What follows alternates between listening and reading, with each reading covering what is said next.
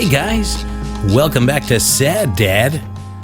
This is a podcast where I sit down with my fellow funny friends, my fellow comedians, and we talk about dads. Hi, I'm your host. My name is Dave Apkarian. I'm a comedian out of Fresno, California, except I'm not out of Fresno, California right now. Right now I am in Orange County. Yeah, doing some shows down in Southern California. And currently I am at the family home of last week's guest, Tom Goss. I'm over at his folks' house right now and been hanging out with Tom and his family because I'm doing Tom Goss's show tonight. And he very graciously offered me a place to stay here. I actually met Tom's dad, which I think he's actually the first dad that I've had talked about on my podcast that I've met. And he is a charming human being. Holy shnikes. I get where like Tom's storytelling comes from because his dad is an amazing storyteller. And if you listen to last week's episode, you know that Tom's dad actually grew up in Fresno. So yeah, it was really cool to meet the man. And he's really sweet. He's this episode, I wasn't sure what I was going to do for this episode. I came over here. I did Matt Cole from, he was episode 10, I think. If you want to find out who Matt Cole is, you can listen to that one. But I was doing a show with him. Did an awesome show with him last night at the Clubhouse in Placentia, California.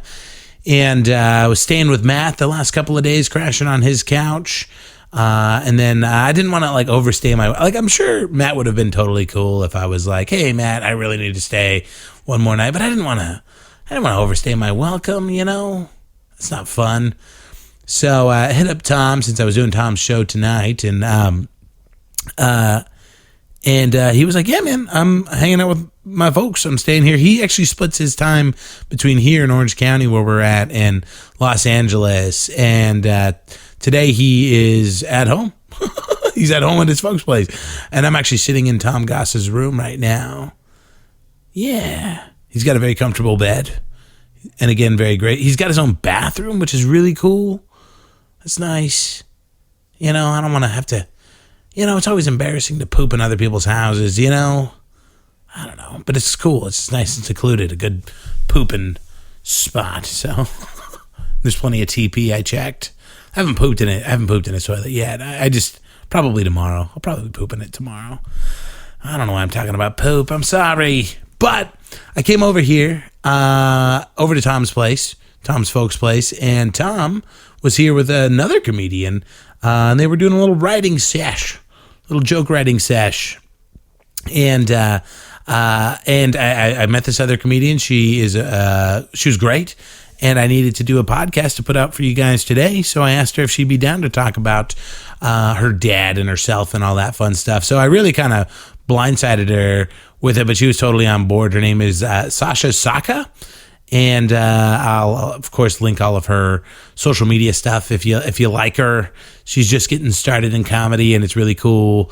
When a comedian's at that level, she's just a few months in. Just the excitement and the enthusiasm, you could really kind of see it in her, and so yeah, I hit her with this, and thankfully she has an insanely interesting backstory. So her mom's Filipino and her dad is Persian, and so we had a really nice chat about that, about the dichotomy of those two cultures and what it was like to be raised like, you know, with families, two parents of two different religions.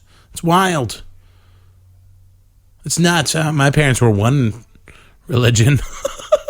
I grew up in a crazy evangelical church, so yeah, but it's a great chat with Sasha today. She really stepped up, and again, I just hit her out of nowhere with this, and she was totally on board. So let's jump into it, guys. Again, this is Sasha Sakha, and I hope you guys like her as much as I did. I'll catch you on the other side of this thing.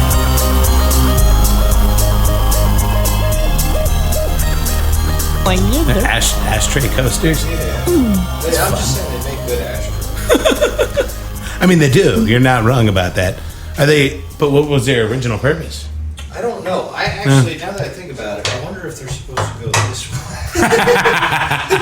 I think you're right about that. Wait, what? They're upside down. They're not ashtray coasters. They're just upside down. You guys know how I fancy. So not at all. Oh, that's funny. Yeah. I'll let you guys do. I'll be like in and out. Yeah, that's cool, man. Yeah. Okay. Yeah, thanks so much. Yeah. I started recording you 40 seconds ago. Heck yeah. Yeah. Hi. You're Sasha. Yes, I am. I just met you at Casa de Goss. Casa de Goss, real fancy. We got these coasters that he didn't know how to use. He did. He was misusing coasters, and that's great. Do you live in the same area, or are you? No, I live in like a little bit closer to LA County. Oh, okay. Yeah. Cool. It's I don't know. I'm not sure what I was picturing when Tom invited me to his parents' house. But it's so much nice. It's so nice. I know, right? Like, it's amazing. Do you come over here to write a lot, or do you? No, actually, I mean, like, being new, like, you just bounce around and try to write with as many people as possible. Yeah, for sure. And what was your what got you? What was your comedy bug? What was it that excited you enough to want to do comedy? Well, I mean, I've always been into comedy. I started getting into it when I was about 11 or 12. I never performed until now, because I was always terrified of it. Right. People, they would always tell me, they're like, "Oh, you're not really that funny. You're just kind of obnoxious." And then I was like, "Well, okay." That's funny. What was so you were kind of like a comedy nerd growing up, is that right? So I really loved comedy, and I always loved watching it. But I never started going to live shows until this year. Wow. So when I started going to the live shows, I was just like, oh wow, it's so different from what I see on like Comedy Central and TV and stuff like that. And it really is. And I noticed that, and I really loved how raw it was live. Yeah. So after the show that I watched, the host let us know that, hey, if you guys ever want to get into it, the place that we're at right now has an open mic. Yeah. And I mean, I didn't go to that place for my first open mic. Sure. I actually went to Tom's mic, Carmen Bar, for my first mic. Yeah, so that's why he's like my comedy senpai. Yeah, comedy senpai. That's all right. Way to make it nice and nerdy. I appreciate it. That's great. And that's cool. And so, like, when did you jump? I mean, when did you start? I started in May. So it's only been like 3 months since I started.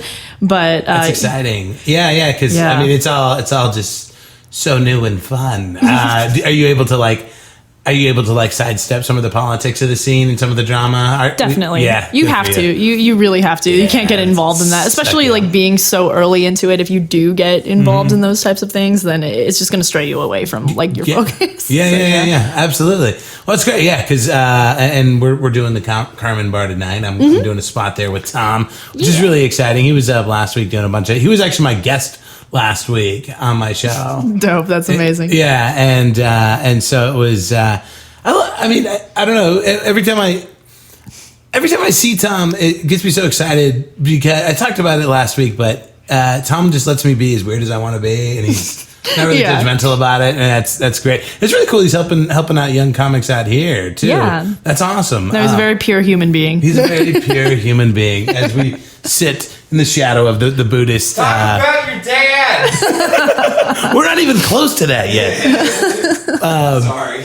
And Tom's making a bunch of noise and giving us sardines. Yeah, I don't know. Have you ever eaten sardines? I haven't, but if they're bad, then I'm going to change my opinion on him real fast. Yeah, that's fair.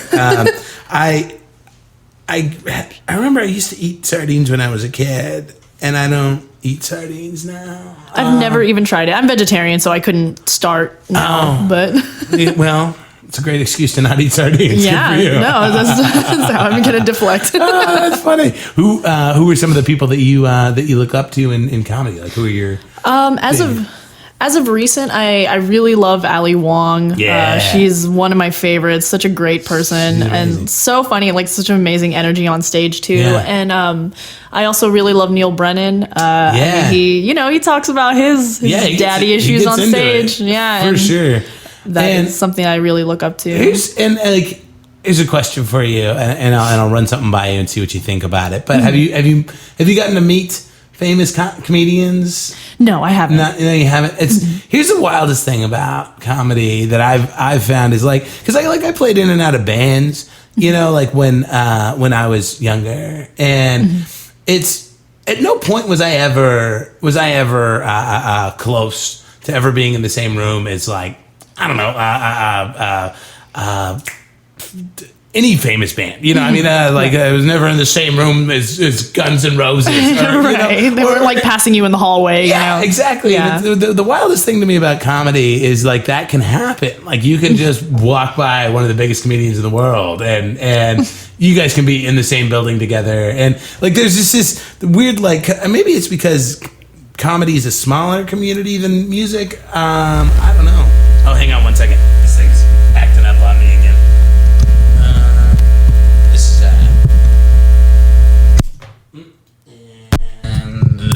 There we go. It's my demonic energy. Yeah, just these screwing cables your equipment up. Yeah, no, maybe because I wasn't having that problem with that cable before.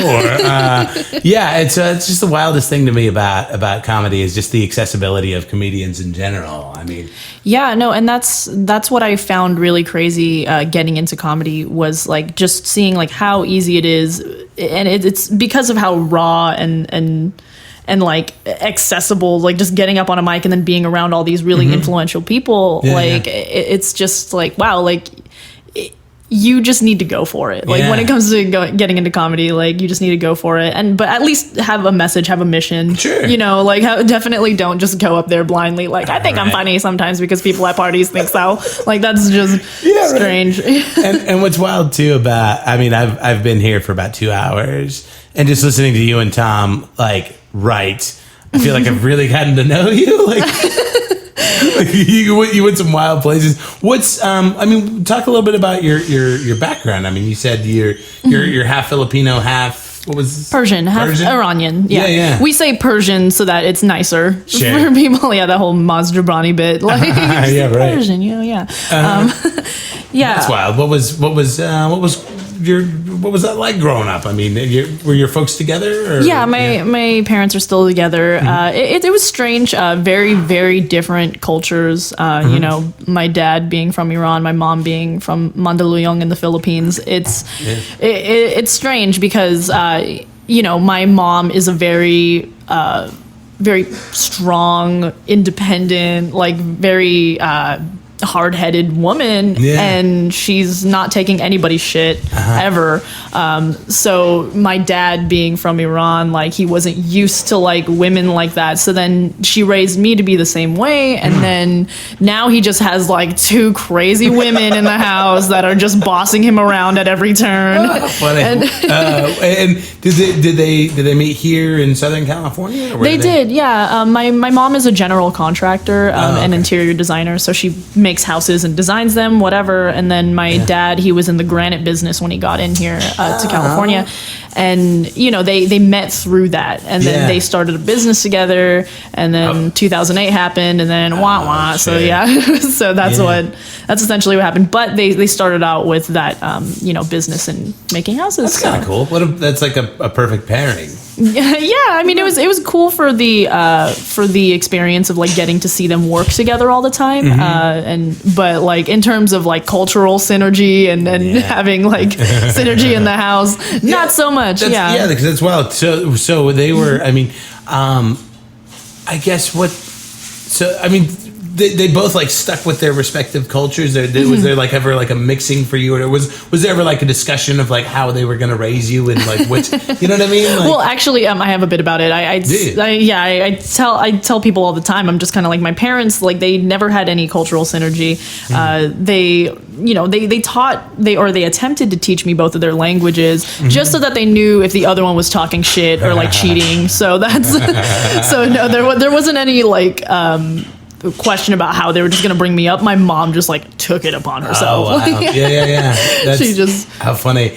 And I mean, we ran into some of that here where I was going to set your purse on the floor and you were like, whoa. Yeah. Oh yeah. So you were saying that was bad luck. Yeah. Filipinos, they have this superstition where if you put your purse on the ground because it's containing your money, then it's bad luck. Like it's bad luck. You're going to be poor. Don't do that. Like how funny. And now, and that for you, is that Is that something that you just kind of like hold as just kind of a quaint bit of your upbringing, or is I mean, like, do you feel like you would really go poor if I really like set your thing down, or is this? There's a small part of me that does. There's a small part of me that's just kind of like, what if this juju really is real, and I don't want to like, it's kind of like the fear of God thing, where it's like, why would you do it? Yeah, why tempt it? Oh, but I'd feel so bad if I ruined your life. Yeah. Like it's all my fault because that'd be terrible. And well, that's interesting. And so, and you said your folks are do you have siblings? I have a half brother. You have a half brother? I have a half brother from my mom. Oh, so, yeah. Yeah. So, and what I know Filipinos are generally Christian. Is your mom Catholic? Gotcha. Yeah. Yeah, Catholic. Generally Catholic. My mom was raised Catholic. She still prays and she still believes in God, and she's very devout, but she doesn't practice Catholicism. She's a very cafeteria Catholic Filipino. So I've never cafeteria Catholic. She picks and chooses what she likes and what she doesn't like about the religion. How funny. And so it was more of like a church on Easter, church on Christmas type situation. Yeah, she never forced me, which is cool. Like my mom, being from the Philippines and being born in the time that she was born, women were a little bit more reliant on staying home, taking care of the kids, that kind of thing. She was raised by my grandma, who was very much like, don't have a job, she doesn't drive. My grandma doesn't drive, anything like that. So she grew up in a house where like women were supposed to take care of the house. And then my mom... And then she goes off and starts a business. Yeah, she goes off and she starts a whole business. My grandma was pissed. She did not like that at all. So being the black sheep that she is, she definitely never held any of her beliefs against me. What were your grandma's feelings towards your dad?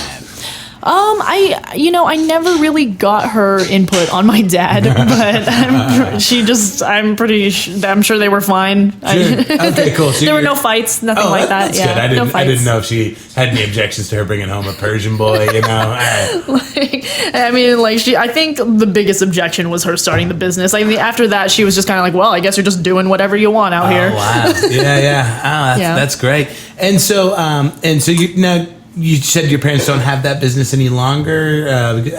Are they still working in their respective fields, just for different? To an extent, my mom, she works she's a designer at living spaces, so she works still around home improvements. I don't know what to call it. Sure. Yeah, and then my dad, he doesn't work; he's retired. They're both in their 60s. Oh wow! Yeah. Oh, and so they had you when they were a little older. A little bit older, yeah. Yeah. I'm 25. My parents are in mid 60s. Wild. So, yeah. That was.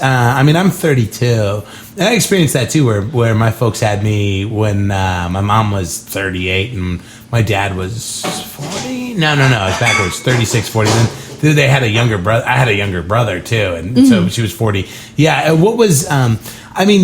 What was that? Did that affect your childhood at all? Do you feel like they were slowing down as you got older? Oh, they were definitely slowing down. I grew up in a Home Depot. That was what my upbringing was just watching my parents work all the time, and then I was just in the cart of a Home Depot most of my childhood. How funny, yeah. Because I remember. Because my older brother was 14 years older than me, and it's almost like he had a different set of parents. My parents were younger when he was younger, and so they were going camping every weekend, and they have all these really cool pictures of them going on these adventures. And then when I came along, they were like, "Well, we're tired now."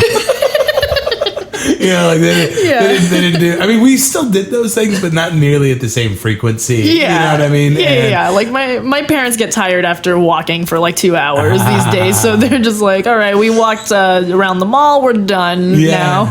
Well, the most infuriating thing too is my older brother was such a sourpuss about it. He was like, I don't even want to go camping. And whereas if it were me, I would be like, yeah, let's go camping, let's go. And so it was just I was always very jealous of that fact. But yeah, we call this show Sad Dad. And we've talked a lot about your mom, which is really cool. I think she's a very essential part of the story. She is. But let's dig in on your dad. Let's talk dads. Let's talk about Saeed. Saeed, that's his name, Saeed? Saeed, yeah. Oh, wow, that is a very Persian name. Saeed or Sahat. It's weird. My dad always my dad always had like two names that he went by, which was always strange. It was either Sahat or Saeed, and that confuses the shit out of me as a child, because I'm just kind of like, which one do I call you? Like, I need this permission slip to be signed, forged by something. Like, which one are you going by today? You know? Funny. I always like to start at the beginning. So, like, where was your dad born? Was he? He was born in Tehran, in Iran, and it was, he didn't really describe much about it to me, but Sure. I mean, I'm sure it was he's 65 now. So how old was it was 60s, 70s? He was born? Yeah. Wow. And so, I guess if he's in his 60s, he would have been born in like the 50s. 50s, okay, yeah. Sorry, I can't math. I'm not. No, it's okay. It's all right. So I mean, that's a wild time to be born in. And he didn't talk much about like what school was like for him, or He would always tell me stories, and he would always tell me like little like, I don't know, weird little parables like from Iran. I can't remember half of them for the life of me, but he never was very specific on information about like who he was. It's very weird, top secret Iranian information. Really? Wouldn't it be cool if he was like a spy or something? I mean, from the way that he plays it up, he probably was. Like, did he come over? I think it was 1979. They had their big revolution. Yes. And is that when he immigrated? That's when he started talking to me about stuff. Like, he didn't talk too much about like what was going on in Iran, because I'm pretty sure he was very young, and he just didn't really see it as significant. But when he came over for college, this was when the revolution was happening. He was regularly getting money sent to him by his parents to come to college here, and then when the revolution happened, that's when they like cut off his funding. So then he had to get a job, and then he didn't really get to continue college the way he wanted to. Oh, wow. So he was almost like trapped here. Like, yeah. I mean, it was like, definitely. Okay, well, I guess I'm going to be an American now. I have no choice. Yeah. How funny. And what was he studying at the time? He said he does granite now. But he was in management, like in college. Good. So he was so he had like a lot of management jobs during that time. Like he was hopefully like just hoping to get into managing a business. Didn't seem like he had a particular plan as to which business, but he was always within the restaurant like and food industry. Like that's what he was getting into. Did he have any like quirky little hobbies? Like, or was he? I mean, I know sometimes it's hard. Like the immigrant mindset, like my grandparents had very few hobbies. You know, they were Armenian, and it was just one of those things. Like my grandparents had a couple of hobbies, but their parents, who were like first generation immigrants, they don't do pot. You don't do hobbies because you have to work, and you don't do anything. No, that was my dad. My dad just worked and partied. Like that's like what his hobby was just going out and partying after work, and that was really it. I mean, as far as I am concerned, I don't see him really doing much else. The only thing that I do see him being like really great at is like building stuff when we ask him to. Nice. So it's like he just out of nowhere is a carpenter. Like that's what he is as a person. Is just task man when we ask. Yeah, I mean, it's good to, and in all fairness, that's my dad. Except he doesn't do it; he just tells me what to do, like, which is probably manager more beneficial. of the task man. Yeah, I'm like, Dad, this pipe is busted. I'm in a very weird position where I'm very poor, but I also own a home. So like I have to I can't like call a guy. Like, I mean, for me, the tears of solving a problem are like YouTube.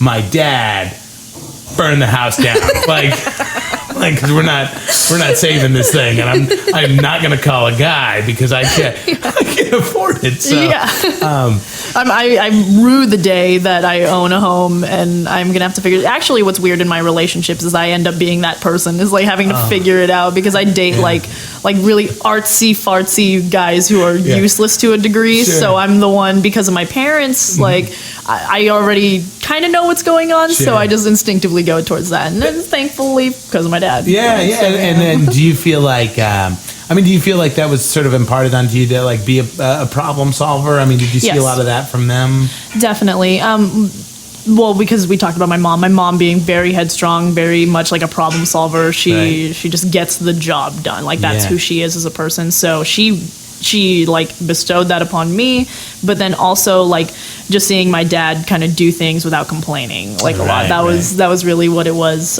for me. So yeah, definitely from them. So I'm definitely going to be fixing shit when I get married. That's gonna. And when the business kind of took a turn during the recession, was there a significant drop off in your quality of life and how things you were? Definitely. Okay, gotcha. How do they handle that? We're actually, even to this day, we're still handling it. Like, we're still kind of up and down on, like making sure that we keep the house and everything kind of stays afloat. So it gets kind of rough sometimes, but I guess it was just the attitude of like how you're saying, like you own a home, but you're not really like stable enough to like hire a plumber or like random stuff like that. Sure. Thankfully, they know how to do those small things so that we never have to like ask for other things when things get broken, if that makes sense. Like, so they can kind of keep it afloat with that. And I imagine, and your mom, it was contracting or no, it was, or design or both. Oh, gotcha. I mean, it seems like she'd be pretty capable too in a handyman situation. Yeah. What was that? How did she get into that? I know we're talking about moms again, but it's okay. My mom is kind of my dad. Like, to be honest, like she's kind of both. So how funny. So yeah, I mean, for her, like, she grew up very tomboyish. She was kind of always the black sheep, like, around socially. So she got into school for doing interior design, but then she wanted to take a step further and be like, well, I don't want to rely on anybody else for building houses too. Like, I want to be able to design the house, but then also build it. So, like, she just did both. Gotcha. But now she has evolved into, like, I can do all of this by myself, but I'm going to make your dad do it. Like, that's what she evolved into. Are they one of those? I mean, do they get along well, or are they one of those? Like, my parents bicker a lot. You know, it's kind of cute from the outside, but God bless my dad. You know, like, my mom will just lay into him sometimes. Oh no, it's not bickering. They are straight up like roasting each other. Like, they are like annihilating each other verbally on a daily basis. Like, yeah, no, I'm telling you, there's no cultural synergy. So it's like, so my dad trying to kind of take the power back a little bit, and then my mom just slapping him down. Like, that's yeah. So was your dad Muslim? Is he? He was. Gotcha. He's not practicing anymore, but that's where he came from. Yeah. Gotcha. And was it? I mean, is he kind of in a similar boat with you as your mom and her Catholicism, where he kind of observed some of the? Gotcha. He picks and chooses. His favorite thing to say to me is like, Sasha, there are only 3 things you should know to do in life: do good, say good, act good. And I'm all like, okay, Dad, thank you for the vague information. I'm still in debt and consolidating things. How do I go about that? How do I do good, say good, act good when I have collectors calling me? Like, you know what I mean? Yeah, right. This isn't doing any good at all. How funny. Now, do you know what the decision was? Because like we talked about, like, had you a little bit later in life, like, what was that decision? Did they feel like their biological clock was ticking and they were like, if we're going to do this, we need to do this now? Or? I was definitely a shotgun wedding baby, like, to be straight up. Yeah. Wow. Oh, they didn't get married till they had you? Well, I think I was like baking when they got married. Wild. Oh, okay. That's kind of cool. I mean, I'm glad it worked out. Yeah, I know, right? Like, my mom, like, does small little things where she says, like, I mean, we fight a lot, but at the end of the day, like, we level each other out. So it's fine. Yeah. And it sounds like, excuse me. And it sounds like they met each other maybe a little later in life too. Like, is it? I'm just trying to do, like, again, the mental math, but they weren't necessarily like college sweethearts or anything like that. Right. Yeah. No. So I think it was definitely the clock ticking. It was they met like in their late 30s, had me and everything in their late 30s. So. You know, so they were just like, might as well. We're just settling down now. Yeah, right. Yeah, they met. The creepiest of ways. My mom was the creepiest of ways. Yeah, okay. So, and this is why, like, I give my dad a lot of shit for this, but it's actually very funny. He was working at a granite place at the time. My mom was working on a project, and then she went into his business and was like, I need this, and that. and she put down her customer information, and he got her customer information from work and hit her up and was like, "What's good?" And I'm just like, "What are you doing?" Like, I know this is very unprofessional. and I think those are the types of stories that really confuse like men of the younger generation. Oh yes, you know what I mean? Like, oh yes, yeah, because they're all married now, and I'm just kind of like, Mom, you're an idiot for like still being with this guy. I mean, here they are, married 25 years, it's such a different time, Yeah, and I'm just kind of like, why'd you stay with him after that? Because I think there was a time where you could do that, or where you could like get you knew a girl's name, you'd get a phone book and call every woman by that name in the phone book, and it would be considered like cute. I'm just courting, and it's like, no, you are straight up stalking people, you freak. Like that. Exactly. And I think that's where some people get confused about that whole times are changing, and I'm glad. I'm so glad that, like, because if I had a guy calling me from from Pizza Hut, like, oh yeah, I just got your number in the database, I would just be like, how do I block Pizza Hut as a unit? Like, never. I'm going to Domino's. Fuck these people. This isn't gonna work out at Pizza Hut. I'm sorry. Friend zone Pizza Hut. That's funny. And so I always like to ask kind of towards the end, I call them dadecdotes. Okay. So, like, do you have like a favorite dad memory of any kind, or it doesn't, and I don't mean to say like a profound, it could be profound too. I mean, it doesn't necessarily have to be, we went to Disneyland one time, or it could be that, but what's a memory of your father that really sticks out to you? I think a memory of my dad that like really sticks out to me in a positive note is like just the weird things that he picked up from like his family. Okay.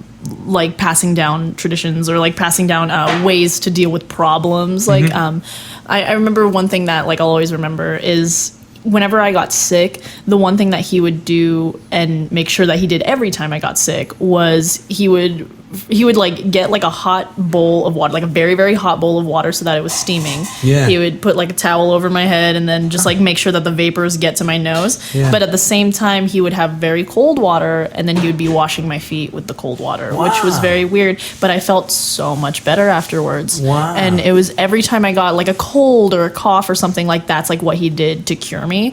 And it's just strange because it's like you didn't need like NyQuil like for that. Like you just needed like contrasting bathing going on. Yeah, I mean, but it's a very sweet, very endearing way to take care of your sick kid. Yeah, no, and it was strange, but like I'll always remember it because it was so sweet. It was like just a sweet thing. It's kind of like, dude, like I'm gonna shove Dayquil like into a funnel like when my kid gets sick, like as a parent, and this guy is over here bathing my feet like he's Jesus. Like it's just that is nuts. Did you how close were you to your dad's side of the family? Well, because they were all in Iran or Canada, I didn't get to see them a lot. So it was, not very close at all. There was one family in Canada that we visited every other year. So I was close to them. But they're kind of like, it's weird now because they're all like coming out of the woodwork on Facebook, and then they see that I do comedy and everything, and they're just like, they're coming out of the woodwork, and I'm just like, where are all of you people coming from? Like, what is this? So how funny. Yeah, comedy is a weird way of attracting people. Like, here's a question. Have you performed in front of your parents yet? No, they can't wait though. Like I have. They want to. They are very supportive. That's why I love my parents, is because my dad, he swears he's a comedian. He's the kind of guy who, like, in an elevator, he'll trap you and do a bit because he knows you can't leave. Like, that's the kind of person he is. So he, I feel like there's a weird stereotype there. Like, in that, like, I feel like some of the funniest people I've ever met have either been Muslim or Indian. Like, I realize Indian isn't a religion, but I mean, but it's. I mean, I don't know. There's something about that part of the world and that general area that just breeds a killer sense of humor. Yes. And I think it's the trauma. Yeah, probably the trauma. Probably the strife, struggle and strife. Yeah. Oh man, yeah, that's wild. So he's doing stand up in the elevators. And, oh my god, he's so unbearable. Like as a person outside, like it's just like this is negative, but like, that's great. Is he always trying to like feed you bits? He's like, hey, honey, yeah. He's like, hey, listen to this. I'm just like, no, Dad, please. He's like waterboarding me with his jokes. But it's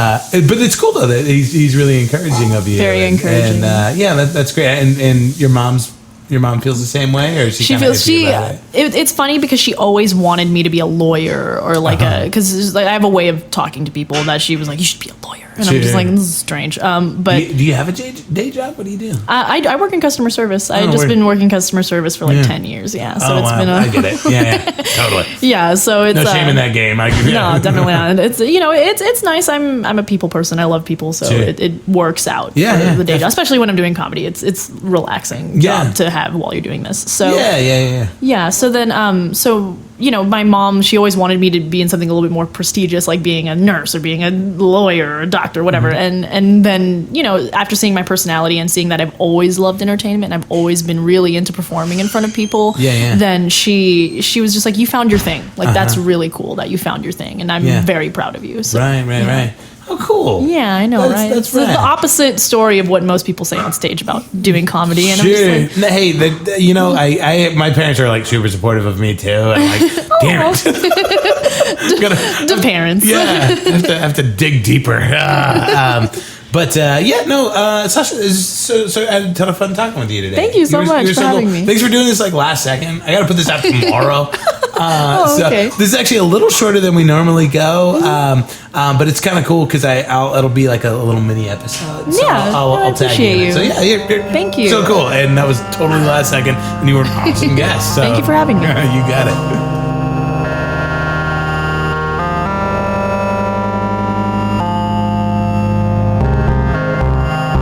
And we're back. Sasha, she was great, right? It was so interesting, especially for being on the fly like that.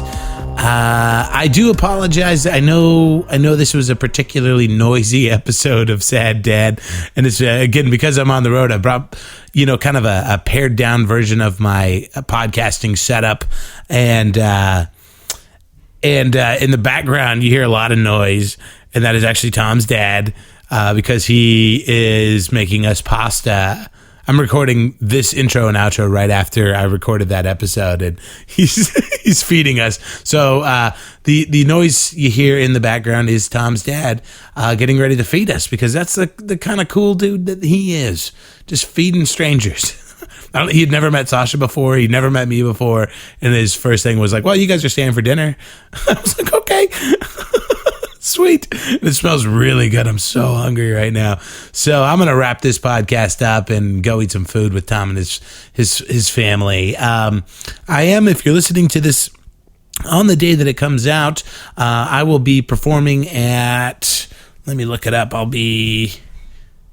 will be in Southern California if you want to come say hi. Let me pull it up real quick here. This is terrible podcasting. Let's see.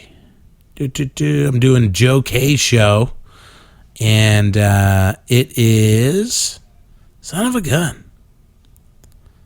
Oh, it's Canteen Points. Yeah, Canteen Points. That's what it is. And that's out in Hollywood, California. Look at me doing stuff. So, well, it's North Hollywood. I don't know if that makes any difference to you guys. But so come say hi, and after that I'll be doing Sauce. Just follow me on social media, and I'll post all the stuff. So again, you guys are awesome. This is kind of an abbreviated episode today. We'll be back next week. I got a guy I'm so excited to talk to named Shaman Jahal. He's going to be coming up and doing my rooms, and we're going to sit down and do some podcasting. And he's a really, really funny comic. He's Indian, and he has one of my favorite bits. He does a bit on Krav Maga from stage, and I just adore this man. So cool, guys. I will catch you next week. You guys have an awesome one. Adios.